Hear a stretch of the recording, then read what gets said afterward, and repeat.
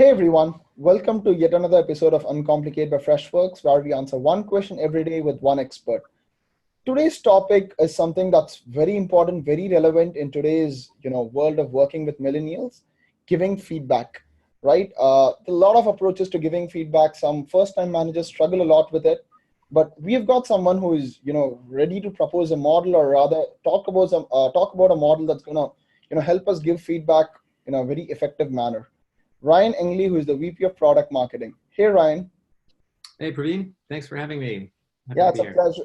Yeah, it's a pleasure because we've been talking for 3 months for doing this, and finally we found the time. Yeah. Awesome, Ryan. So as I said in the start, right, feedback is one critical aspect of today's work environment, and a lot of first-time managers struggle with it. So how do we go about giving an effective feedback? Mhm. Ideally, I would like individuals on my team to be asking for feedback as much as possible. So it's not just up to the manager to give the feedback. Mm-hmm. Um, but, the manager does have a responsibility there as well. We introduced a model at Unbounce several years ago, which we learned from just like a training program that some of us went through that's been so effective. And it's just three questions. Mm-hmm. So, Praveen, let's say you were to ask for feedback on how this session is going today. Yes. I would ask you to reflect first.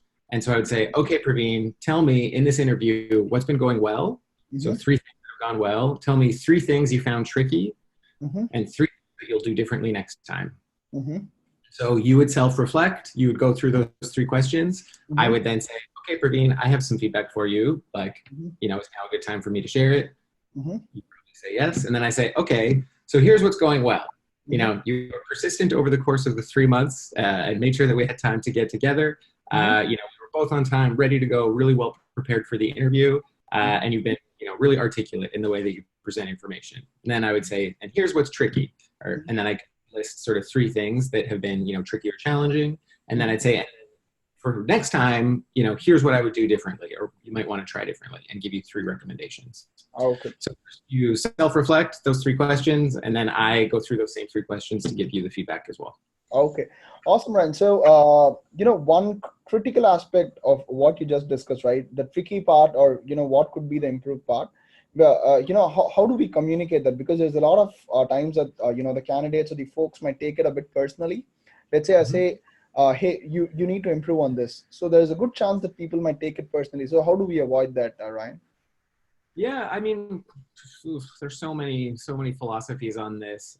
Like trust is so fundamental to everything you do in a team that if you have trust and you really show empathy for your team, I think they will believe that you have their back when you're providing that kind of feedback. Mm-hmm. I also think it's a very different thing to criticize a person versus criticizing a behavior. To say, you weren't very good at this versus, when you wrote this thing, it came out this particular way, and that's tricky for this reason. So it's more about behavior and the thing that was done than it is about the individual. Okay, awesome. So if I'm, kind of getting you right, giving feedback is always about, identifying what the other person is interested in and giving them a relevant feedback, and always asking them for self-introspection and trying to find a union of what you want them to improve on versus what they want to improve on. Yeah, as much as possible, individuals should be, co-creating their own goals. They should be motivated to improve in those areas. We should be asking individuals to self-reflect and request feedback. And through that process, we can then show up and provide feedback as well at a time when they're going to be more open and more receptive to it. Okay.